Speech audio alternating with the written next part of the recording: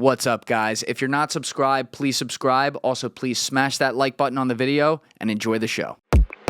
And this was actually, if we're on the Kensington video, this was the one that I talked with Tommy about this too, because he did a Kensington video. Mm-hmm. This was the one where you two like had CNN come at you or something like that? Yeah, they said that me and Tommy are exploiting people for clicks. But what are they doing? Me and Tommy want to go to the CNN headquarters in New York and ask them for some journalism tips because they called us out. And I mean, Tommy G's one of the best guys you could meet. Yes. So this video upset people, right? As did Tommy's, because we called it Life in the City of Zombies. And they said that was dehumanizing the people that are addicted out there. But from my perspective, I didn't label them that. That's just what I was heard Kensington was called. So I wasn't trying to be dehumanizing. Yeah. It was just like, oh, they called it the City of Zombies. You go out there, everyone's like, yeah, there's zombies all around. Like, if you go there, it's just what they call it. Yeah, it's hard. If anyone's ever driven through there, I'm from down in South Jersey, not far from Philly. Like, Kensington is, I mean, you were there recently. Like, it's a whole different, it's almost like you turn into that section of the city and it's no man's land. Yeah, and I'm super passionate about, drug awareness, rehabs, having people get help. And the strength stuff that they brought into the city is devastating people. Like, not only does it cause your flesh to rot, but like what it does to your psyche is insane. The what stuff? Trank, the stuff that they're mixing with the. Oh, right. Yeah. It's like ketamine, but it's not approved for human consumption. So wherever you shoot it up, it will like go to your feet or your hands and then start to eat through your skin. It's really a horrible thing. And a guy we ran into in this video really wanted us to film him shooting up, which seemed kind of like a ethical red line. So I really wanted to clarify, like, are you sure? Are you sure? And he wanted to show us. And yeah, it was much different than, I mean, I've seen a lot of people shoot up heroin, and it's not like this at all. Like, as soon as he shot it up, he walked, and within a minute later, he had no idea what was going on, was incoherent. And yeah, that's why they call them zombies. It's like, it's really horrifying and terrible.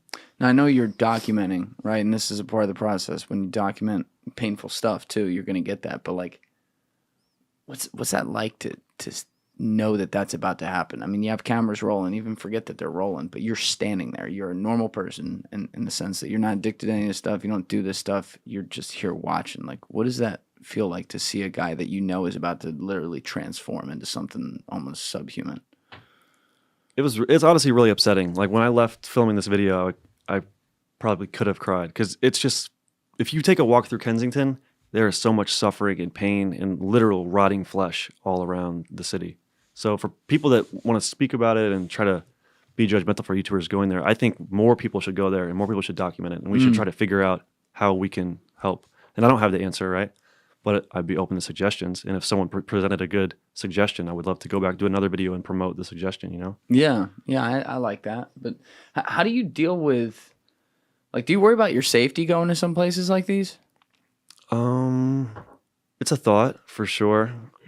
But, I mean, when you're dealing with homeless people or drug-addicted people, typically they don't have the funds to carry a gun, so they would have a knife. And I'm looking at them in their eyes, and usually they don't seem hostile, and I don't come up to them filming. I ask for permission beforehand. So, I have faith that I could outrun them.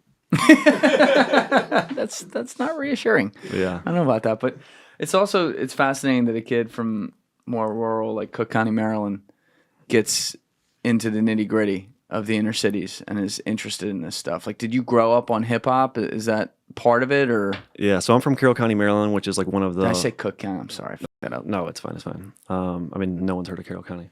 So yeah, I'm from Carroll County, Maryland. It's one of the whitest places in Maryland, one of the safest places in Maryland. Very, very nice. I grew up on like 2 acres, farm land all around, cornfields, horses. Closest mall is like freaking a half hour away. I got to drive like 15 minutes to the grocery store. But I love it. There's no traffic ever. There's no crime, nothing. So this is way different. You're out of your wavelength here.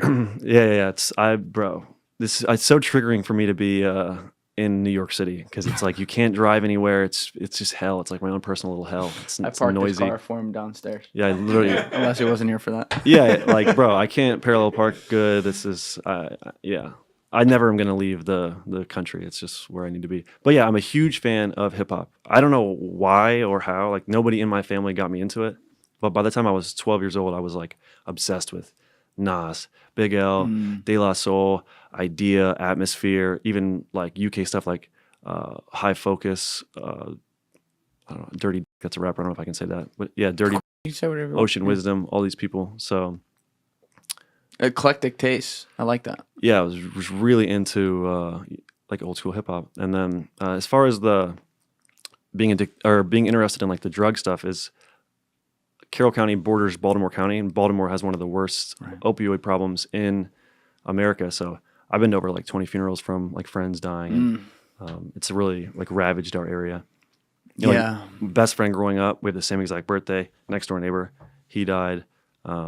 Just endless people. I could just list. You know what? That's we talk so much about these big drug dealers and everything, and getting them off the streets. The biggest ones are the Sacklers and what people like that have done. I mean, I assume you've seen some of the recent content that's come out or read some of the books about that, but that pisses me off to no end because you have these rich corporate whatever paying off their political donors to make a lot of money off people and addict entire swaths and regions of America to this stuff. The people that might have done nothing wrong.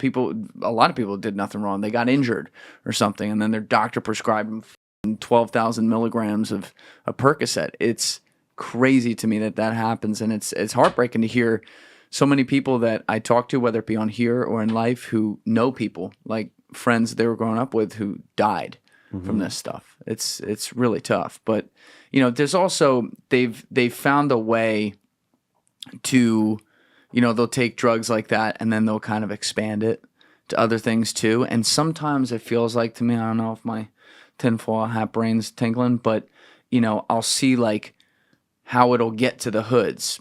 For example, cocaine becomes crack, becomes something like that, more affordable, if you will, for poor people. And it almost seems like it's structured a little bit, no?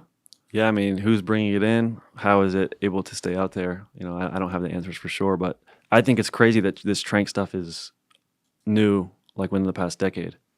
I've never even heard of trank until this year. But I grew up in a really unfortunate time where everyone was doing oxys, and then obviously the oxys start to get hard to afford, so you start doing heroin. You used to be able to do heroin for years, and then fentanyl came in, and then you have no idea what you're dosing. So that's why everyone in my area died, because they were doing heroin, and the next thing you know, this fentanyl stuff came out. Like I feel like I started noticing it in like 2008, and no one knew what they were dosing anymore. No one knew what fentanyl was, so people just started dropping. It's crazy how, like they said, like 2 grains or whatever the hell they call it can just kill you the first time. I mean, I've known people who thought they were buying another drug and died from that too, which is similar to what you were talking about. It's completely insane. But yeah, I mean, I definitely think that, of course I could be wrong, but it seems like the government has to have something to do with it. There was this guy who wrote a book called Fentanyl Inc., and his name is escaping me now, but he was on Joe Rogan's show years ago, maybe like 4 or 5 years ago, something like that. And that was an eye-opener for me, where you start to wonder how much the government could at least be a involuntary allower of this kind of thing, because this dude, kind of savage, he went undercover, like just as an author. He wasn't even a drugs or crime author. He'd been a pop culture author, and somehow, I forget, like fell into this story, ended up writing it. But he went undercover to China to see how easy it is to get it here, and then I'm forgetting some of the details, but then charted some of the course to like Mexico and how they'll just bring it right across. And he's like, how could this not be, like, how can you just let this keep happening? Obviously people are always going to get in, some crime's always going to happen, but it's so rampant, and it happened, I don't have the numbers in front of me, maybe you could find some data, Alessi, but like it happened so fast to where there was none of it, and then all the streets are filled with it, and people are dying left and right. You got people dying in clubs in New York because they think they're taking coke, and it's coke laced with fentanyl. I mean, it's so, part of it feels like it's some sort of like opium war. It's insane, and for people that haven't experienced it and it's not in their area, they don't understand. It is one of the biggest epidemics in America. Like, it is killing so many people. It is destroying lives, and it's just insane to see what it's done and how it's ravaged these communities. Hey guys, if you have a second, please be sure to share this episode around on social media and with your friends, whether it's Reddit, Instagram, Facebook, Twitter, doesn't matter. It's all a huge help. It gets new eyeballs on the show, and it allows us to grow and survive. So thank you to all of you who have already been doing that, and thank you to all of you who are going to do so now. Now, you've done like content in Kensington, and I'm sure in some of the other videos, some of this stuff comes up, but have you thought about doing like some sort of feature series specifically on that in all different kinds of neighborhoods around the country? Yeah, I would love to. Last year, me and Tommy did one in Baltimore where we went out and just went into some of the abandoned homes and saw the needles, and then just walking around the street, over half the people you see are like strung out on drugs in this neighborhood of Baltimore. So yeah, just interviewing them and offering some perspective. I just wish there was like something, like I wish I could do these videos and there was a solution or an answer that I could provide or promote at the end. But yeah, I mean, I would love to cover it, but sometimes it does feel like weird. I'm like, damn, I'm just going there and talking to people and like, how can I help, you know? Right. Well, Tommy had a really good line. I'll probably fuck it up, but he was talking about, you know, you can't boil the ocean, but you can boil your pot. And I think that's kind of what you guys are doing. You know, in the little way you can figure out ways to help down the line. In the meantime, you're at least showing people these things. Thank you for watching the video, guys. If you haven't already subscribed, please smash that subscribe button and check out this clip's full podcast episode by clicking here or in the description below.